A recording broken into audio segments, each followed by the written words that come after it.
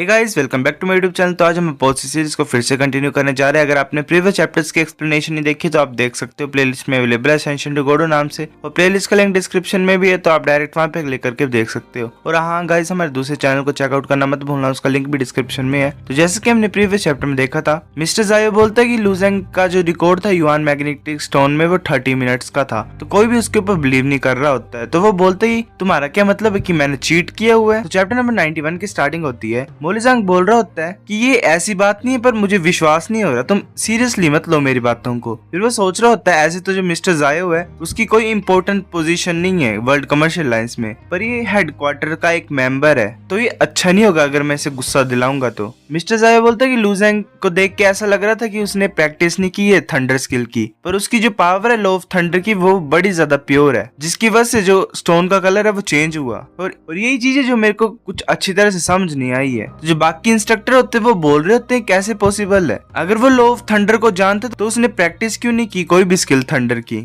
ये तो बड़ा ज्यादा वेस्ट है टैलेंट का, ये कितना ज्यादा अजीब इंसान है। मिस्टर साहब बोलते हैं कि चलो छोड़ो, जितनी की उसकी एबिलिटी है मेरे को लगता है वो फाइनल में एंटर कर जाएगा बड़ी ज्यादा आसानी से। अगर तुम्हारे पास हिम्मत है तो मेरे साथ बैट लगाओ मिस्टर मोलिजांग वो हंसते हुए बोल रहा था कि भूल जाओ। फिर हमें द्वारा इल्यूजन बैटलफील्ड का सीन दिखाया जाता है। वहाँ पे फर्स्ट राउंड के बाद का सीन दिखाया जा रहा होता है। लुजेंग के 1000 पॉइंट्स होते हैं, वो लिखे होते हैं उस टावर के ऊपर। लुजेंग सोच रहा था कि रूल्स के अकॉर्डिंग जो ये पॉइंट्स हैं इनको मैं टावर को पावरफुल बनाने के लिए यूज कर सकता हूँ। अभी सबसे ज्यादा इंपॉर्टेंट है कि मैं इस टावर को स्ट्रॉन्ग बनाऊंगा। फिर लुजेंग बोलता है कि 1000 पॉइंट सभी को यूज कर दो, तो जो टावर होता है वो अपग्रेड हो जाता है और जो सारे पॉइंट्स होते हैं वो 0 हो जाते हैं। वो टावर थोड़ा सा बड़ा हो जाता है और उसके ऊपर 2 वॉरियर्स आ जाते हैं ऊपर। फिर सेकंड राउंड के लिए जो होता है अलार्म बज पड़ता है। लुजेंग बोलता है कि चलो सेकंड राउंड आ जाओ मेरे सामने। तो सेकंड राउंड होता है मैजिक रे का, वो डेविल्स होते हैं जो कि आ रहे होते हैं अटैक करने के लिए। लुजेंग सोच रहा था कि शायद लॉन्ग रेंज अटैक करेंगे, तो वो जो डीमंस होते हैं वो लुजेंग की तरफ अपने स्पेयर का अटैक करते हैं। लुजेंग उन्हें अपने स्वॉर्ड से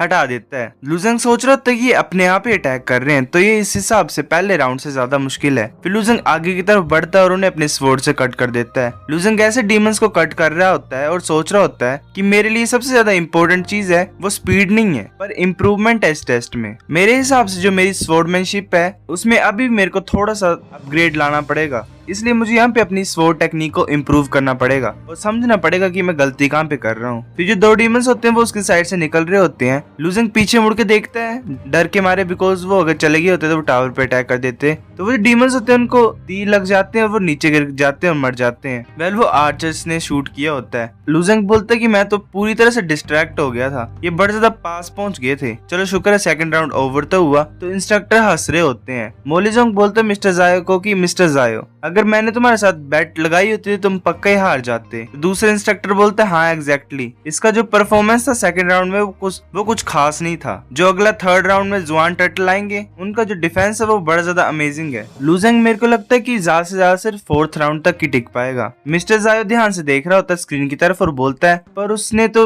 लॉ ऑफ थंडर की पावर को पूरी तरह से अंडरस्टूड किया था, ये क्यों अपनी स्वॉर्ड को यूज कर रहा है सिर्फ। फिर हमें लुजेंग के पॉइंट्स दिखाई देते हैं। वेल वो 3000 होते हैं। लुजेंग हंस रहा होता है और बोलता है कि चलो मेरे को 3000 पॉइंट्स तो मिले। लुजेंग बोलता है कि ऐसा बोला जाता है कि जो वॉरियर्स हैं वो अटैक करेंगे दूसरों के टावर्स को सेकंड स्टेज में, तो मुझे अपने टावर को पावरफुल बनाते रहना पड़ेगा। फिर लुजेंग अपने टावर को और पावरफुल बना लेता है। अगर मैं ऐसे पावरफुल बनाता रहा अपने टावर को तो इस टावर की स्ट्रेंथ बड़ी ज्यादा ग्रेट होगी। फिर जो थर्ड राउंड होता है मैजिक रे का वो जुआन टर्टल का होता है, वो आ रहे होते हैं। तो हमें ओजियांग का सीन दिखाया जाता है। वो अपनी स्वॉर्ड से अटैक कर रहा होता है और एक टोर्नेडो के तरीके से स्लैशेस को भेज रहा होता है सभी टर्टल्स की तरफ और उन्हें डिस्ट्रॉय कर रहा होता है। उसको बाकी इंस्ट्रक्टर्स भी देख रहे होते हैं स्क्रीन से और बोल रहे होते हैं तो बड़ा ज्यादा ग्रेट है, इस इंसान की स्ट्रेंथ तो कुछ ज्यादा ही ग्रेट है। मेरे को लगता है कि उन 3 में से एक प्लेस ही पक्का ले जाएगा। अगर ये ऐसा करेगा तो सेलेस्टियल थर्ड लेयर का पहला इंसान होगा जो फाइनल्स में एंटर करेगा। तो मिस्टर जाय भी बोल रहा होता हाँ ये अच्छा है, इसकी स्पीड ज्यादा अच्छी है, चलो देखते हैं कि इसकी स्पीड और ज्यादा प्रोग्रेस करती है कि नहीं। मिस्टर जाय देख रहा होता स्क्रीन की तरफ और बोल रहा होता देखो क्या चल रहा है यहाँ पे, लुजेंग ने तो सारे टर्टल्स मार दिए, ये हो कैसे सकता है। तो बाकी सभी इंस्ट्रक्टर्स बड़े ज्यादा हैरानी से बोलते हैं कि सारे जुआन टर्टल्स को मार दिए इतने ज्यादा थोड़े टाइम में, ये हो कैसे सकता है। तो एक इंस्ट्रक्टर बोलता है रुको एक सेकंड रुको, वहाँ पे देखो ये क्या चीज है। तो वहाँ पे वेल लुजेंग ने अपनी स्वॉर्ड स्पिरिट को निकाल लिया होता बाहर। वो इंस्ट्रक्टर बोल रहा होता है ये तो कुछ ज्यादा इनक्रेडिबल है, लुजेंग के पास सिंपली टैलेंट ही नहीं है रून्स को ड्रॉ करने के लिए, उसके अलावा लुजेंग के पास स्वॉर्ड स्पिरिट को मटेरियलाइज करने की भी पावर है। तो इंस्ट्रक्टर बोलता है कि हाँ ये सही है, एक मटेरियलाइज्ड स्वॉर्ड स्पिरिट वो नहीं होती जिसे तुम हर दिन देख सको,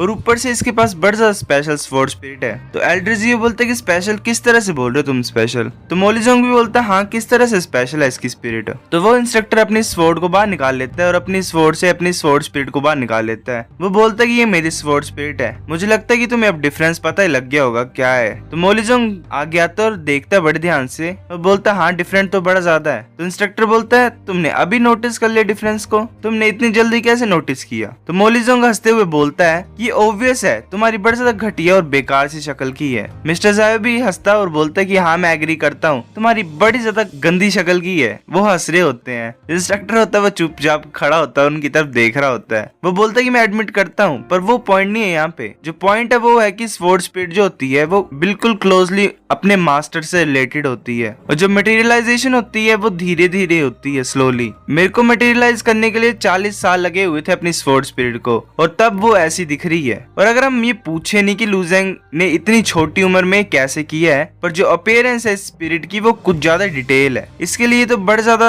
100 साल लग जाएंगे ये अचीव करने के लिए। ऊपर से इसके एक्सप्रेशन, अपीयरेंस सब कुछ क्रिस्टल क्लियर है, ऊपर से हेयर भी। तो मोलिजोंग बोलता है कि 100 ऑफ ईयर्स कहो, क्या तुम सही बोल रहे हो। तो इंस्ट्रक्टर बोलता है हाँ मैं पूरी तरह से श्योर हूँ।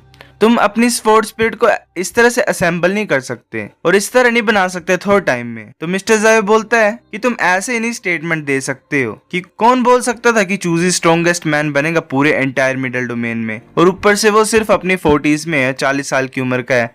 तो सभी चुप हो जाते हैं। तो मोलिजोंग बोलता है हाँ एल्डर जियो राइट है। मिस्टर जियो बोलता है यहाँ पे बड़े ज्यादा इंडिपेंडेंट मार्शल आर्टिस्ट है मिडिल डोमेन में, पर सेम टाइम पे वो सभी अलग अलग फोर्सेस हैं और ऊपर से उनके पास ना ही कोई प्रोटेक्शन है और कल्टीवेशन है किसी सेक्ट से। उन्हें बड़ा ज्यादा टाइम लगता है डेवलप करने के लिए। वेल क्योंकि सेक्ट की बैकिंग होती है तो उन्हें पिल्स, कल्टीवेशन प्लेस सब कुछ मिल जाता है। पर अगर तुम अकेले कर रहे हो तो तुम्हें टाइम ही लगेगा और रिसोर्सेज गैदर करने के लिए भी टाइम लगेगा। फिर वो कंटिन्यू करता है, पर जो चूजी है वो कम्प्लीटली बड़ा ज्यादा अजीब इंसान है। वो टॉप पे पहुंच गया खुद अकेले अपने दम पे और स्ट्रॉन्गेस्ट मैन बन गया मिडिल डोमेन में, और ऊपर से किसी सेक्ट की हिम्मत नहीं है उसे डिस्टर्ब और तंग करने की। और ऐसे भी बोला जाता है कि वो पूरी मिडिल डोमेन को एक बनाना चाहता है। अगर ऐसा होगा तो किसी दिन बड़ी ज्यादा खतरनाक वॉर होगी और हर जगह खून खराबा ही होगा।